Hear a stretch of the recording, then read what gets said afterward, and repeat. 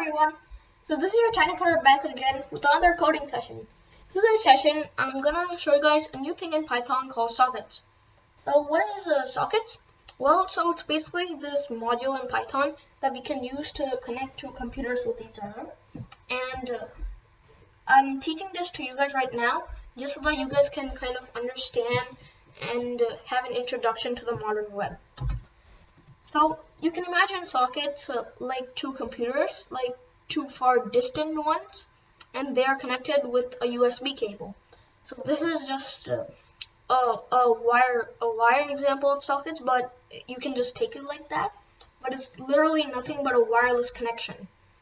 And if you don't know, each computer has this thing which we call an IP address. Yes, each computer has that IP address, and an IP address, first of all, what it is just some kind of a sequence of numbers that is separated by dots. So you might have come across such numbers like 192.168.1.1 or 10.0.0.1.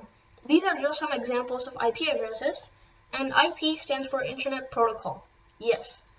So with this, we can connect multiple computers with each other using the web. Great. And just some real world examples of it are like, let's say we were kind of delivering an email or a mail actually, and the mail delivery guy actually has to find out which person it goes to, right? So inside that there's a zip code. Inside the zip code there's the area, and then there's a street there inside, and then you finally have the house number. So you can see that this is just a real world example of IP addresses, and you can see how this relates onto that. So now guys, I'm going to show you guys a new thing in sockets called a server and a client. Yes. So a server is basically, it kind of hosts the socket, or it makes the connection, and the client is like the one who receives it. So let's say if you have a Python socket application for both of them, then the first thing you need is that the protocol has to be the same. So you can see that this says TCP. But first of all, what is this protocol? Why is it TCP? Well, so in sockets, there are two different kinds of protocols. One of them is TCP, and you can see it's already there. And then the other one is UDP. Yes. So what's the difference between them? Well, so with TCP sockets, the messages will always arrive in order, and they will for sure arrive, and the whole message will arrive. However, with UDP sockets, they might not arrive in order, and they might not arrive at all, or even if they do arrive, the whole message might not arrive. So that is the difference between a TCP and a UDP socket. Some examples of a TCP socket is, for example, a banking website, right? Banking websites do need a TCP socket. And some examples of a UDP socket is like a website, right? Yes, because if the website does not load, or even if it does and it does not completely load, then you can always reload the page, so that's fine. So that's the protocol, and what we have next is the internet. So the internet is kind of like the IP address that we have, and then they both link with each other. So this is what a server and client are, and this is what they have. So now let's hop on right into coding. Great, so I've already opened my code. So now what I'll do is I'll just import socket. Great. Oh, sorry. I'll say socket. Great. Okay, now I'll say host equals, and I'll just keep it blank for now since it's the server. And then I'll say port equals 1, 2, 3, 4, 5, but you can really have any sequence of numbers. Okay, this is there, but why is the host and port like this, right? Well, the host and port is actually like that because the host is usually like the IP address we have, but since this is the server, we're just creating the server-client connection, right? The client is the one who connects to the server, so that's different. And the port can really just be any sequence of numbers, and most HTTP websites use 888A, or sorry, that's 4 8s, and that is actually the port. So next what I'll do is I'll say s is equal to socket dot socket. Inside that I'll keep in then socket.af underscore init. Yeah, it's already there. Great. And what I'll keep next is I'll say socket dot, and then I'll keep in socket dot sock underscore stream. Yes. So it's right there. So this is how we create a socket, guys. But what is this inside? Well, so the AF underscore init is kind of like, you know, the socket family or for that. You can see it says address family. So that's what it is. And also, it's kind of like, you know, it uses the IPv4 address that we have. And then here, we have this thing called sock underscore stream. So that just basically stands for the fact that we are using a TCP server, right? You can see that it says socket kind there. So that's what it is. We're using a TCP socket. So that's why I said sock underscore stream. However, if you want to use a UDP socket, then you say socket.sock underscore dgram. Yes. So we're using a TCP socket right now. So next what we're going to do is I'll say s.bind, and I'll just say inside double tuple, I'll keep it in host, comma port. So I'm just binding to the socket, guys, here. So I'll just say print, I'm just going to print something. Socket is binding to host and port. So this is what's there right now, guys. And we're just basically binding to the socket right now, meaning that we've already connected to the connection itself.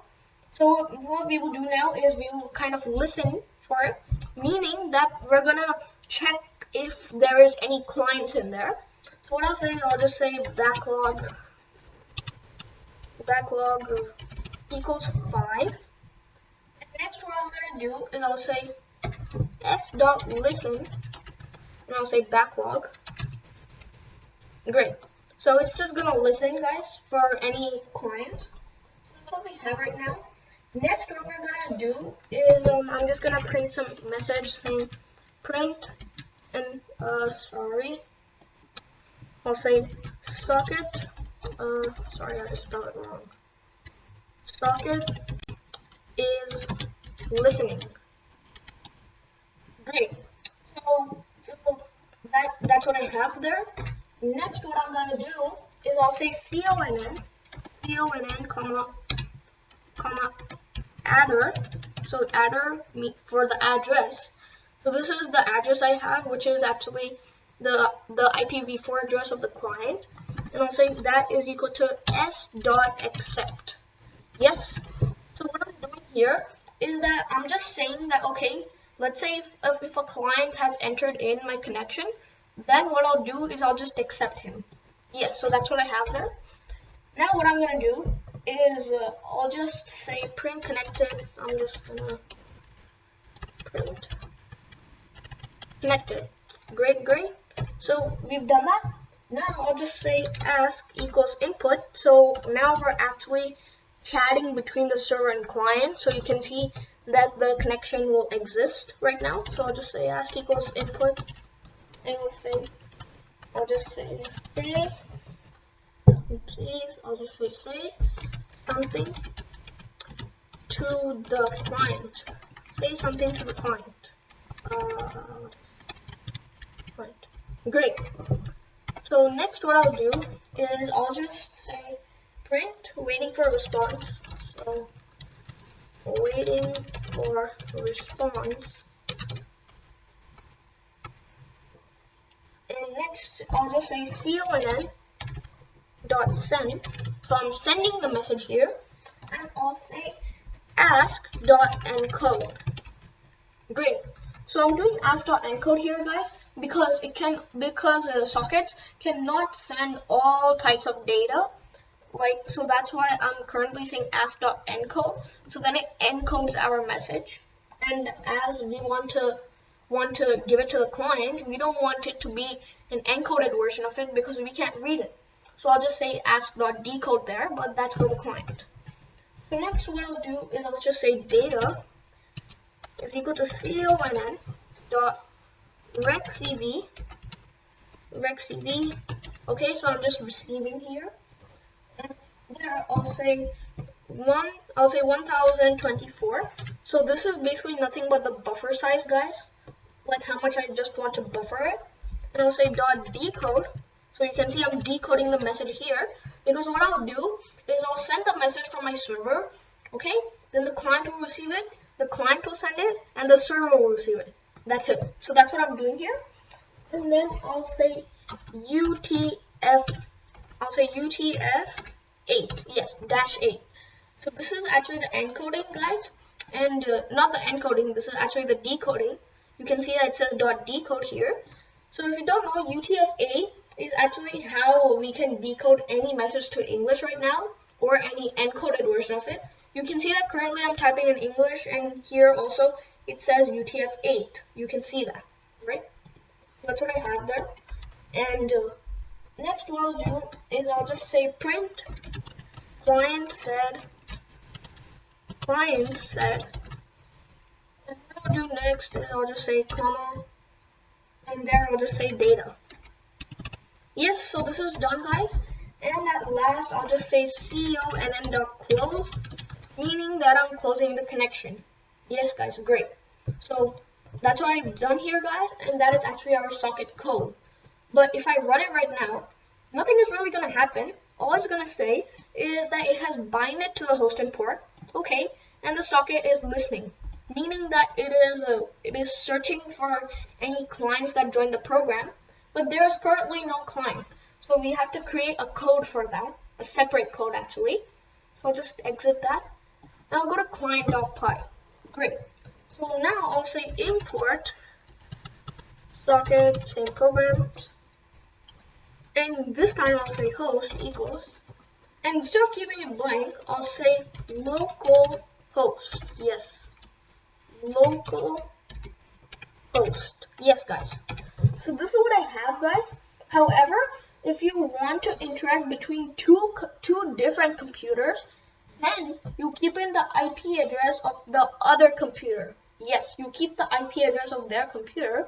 But currently, guys, I'm not going to connect two different computers with each other. So that's why what I'm doing right now is I'm just basically connecting with my same computer. So that's why I'm saying localhost right now. Yes, great. So I'm done with that. Now I'll say port equals, and I'll say 1, 2, 3, 4, 5, because that's what I had here. You can see the port is the same. And I'll just create the socket after this. So S is equal to socket. I'll say socket.socket,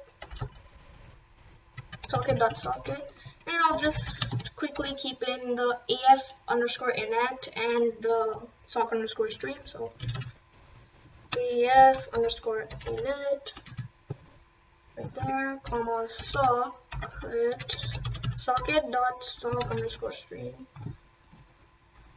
sock_stream. Great. So I'm done with that. Now I'll just connect to it. So what I'll say here is I'll say, guys, here what I'll say is s.connect, and then inside double tuples I'll keep in host, port.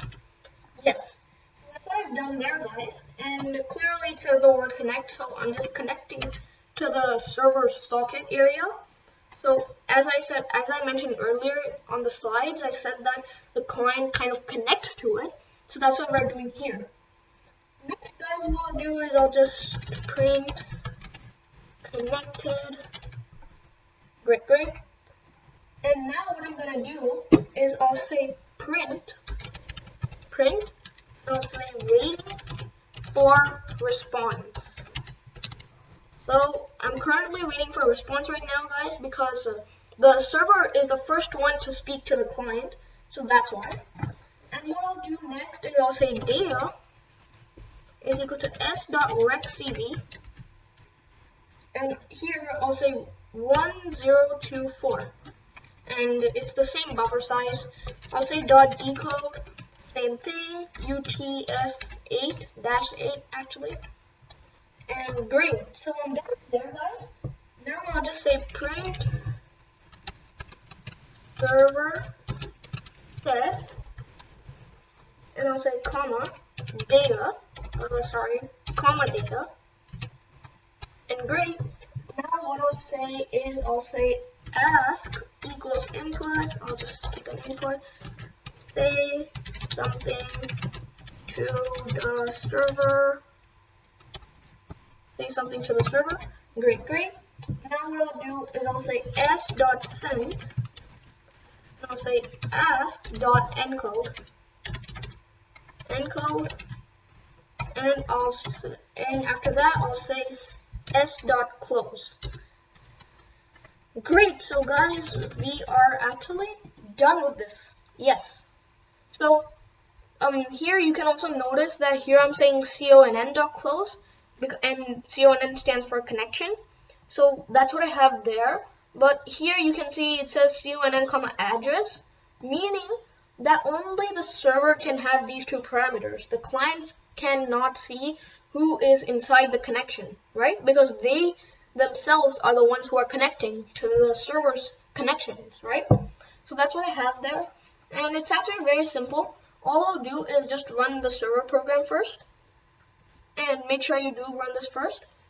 And currently, guys, I'm on VS Code. So if you are also on VS Code, then you see the small option here, and it's called Split Terminal. So I'll click on that. Great. So now I will say Python client.py. Okay, great. So I have that there. However, if you're using the idle shell, then what I prefer is that you open a new idle window and run with that. So next, I'll just click on enter. And great, you can see that the connection is working right now. So it says connected here also. And here it's waiting for a response as the client. And the server is saying say something to the client. I'll just say hello. Okay, so the server said hello. Okay, now the server is waiting for the response from the client. So it says say something to the server. I'll just say hi. Great. So you can see that now it stopped the connection. And it says it was earlier saying waiting for response, but then it said client said hi. And you can see that currently here I said conn.close. There also I said s.close. So you can see that the two connections closed there. You can see that that's what happened. So that's all for today, guys. I hope you guys learned something about the modern web, and I hope you guys also kind of got an introduction to sockets. Next video, guys, I'm gonna create a whole chat application with sockets with you guys, also using Tkinter. So till then, see you later.